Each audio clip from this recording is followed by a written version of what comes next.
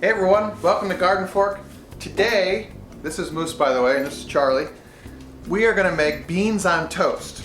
Now our English UK friends might be rolling their eyes at this, but I went to a little restaurant in Red Hook, Brooklyn called Fort Defiance for lunch. A friend of mine took me there, and I saw beans on toast in the recipe, and I thought, let's go there. So I had it and it was delicious. I thought we got to make this on GardenFork. Sounds right? easy. It really is easy. It's probably one of the easiest things we've ever done. But you know, if it's easy, you know what can happen. We can do it. We can do it. All right, super simple. Here we go. Traditionally, beans and toast is made with British baked beans, and British baked beans are vegetarian. And probably in your American grocery store, if you go to the ethnic food section, which I love, they call it the ethnic food section. You know, they have like Polish foods and Italian foods and British foods. And they have in there Heinz vegetarian baked beans.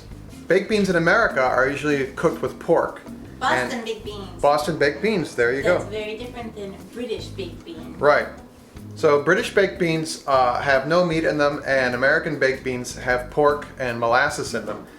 And British baked beans have less sugar. We're going to make some really simple, just red beans the Eric way. I'm just going to saute a little bit of onion, garlic, and my favorite spice, the pimenton or pimenton. This is the picante, which means kind of hot, so you don't want to use a lot of it, but just to give it a little bit of flavor. Then you have to have beer with your breakfast. No, I had this for lunch. This is a British staple, evidently. So we'll see what happens. All right? Is that already preheated? Well, I had it running and I smoked up the kitchen, so I took it off. Pre-burn. Yeah. You don't want to burn your garlic. You want it to be kind of a nutty color, but not brown, and there's a fine line with that, like a lot of things.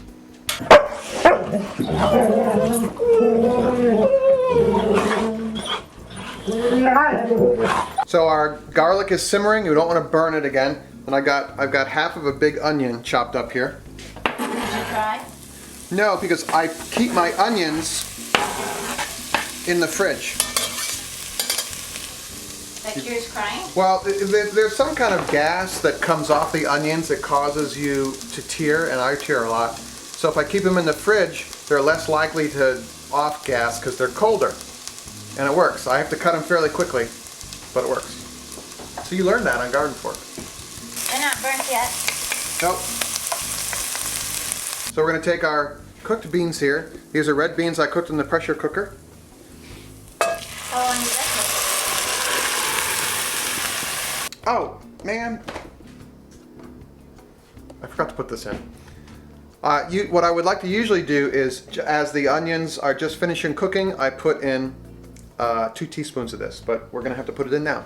What I like is, when you put it in while the onions are cooking, is you kind of toast the spice and then add the liquid.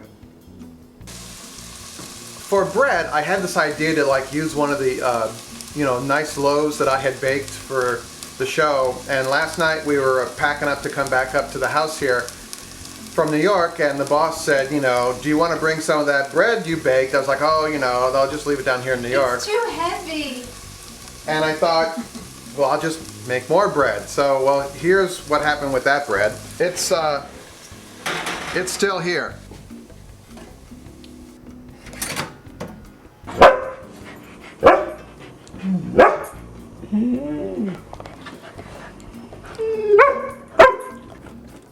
You're putting cheese on your toast? Everything tastes better with cheese. So.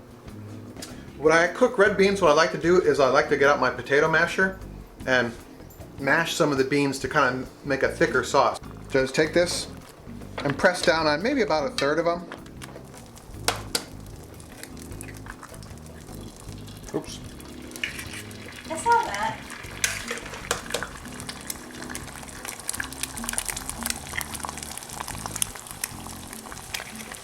I like my eggs over kind of runny medium.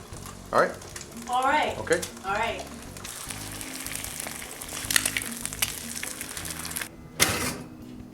Toast.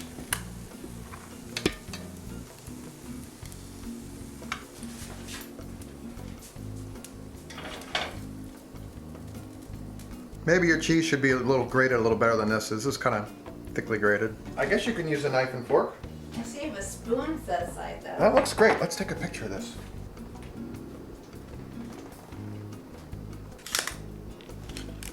Okay, the tasting part of the show, we plated the dish. Ooh, that's way too hot. Let's let that cool down a little Even bit. for you, huh?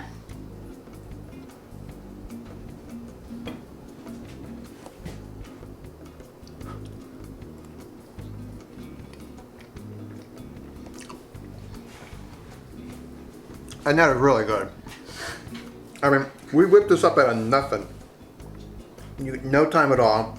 Just made some beans real quick, and eggs, and cheese, and toast. And this is delicious. It really is good. This is super wholesome. You can whip this. This is a great meal in the middle of the week, or breakfast, or whatever you want. But the British have some really good food. You know, I mean, everyone makes fun of their food, but this is great. All right. All right. Check out, you know, we have a radio podcast as well, GardenFork Radio, where we talk about a bunch of different stuff. There's a ton of more videos on our website.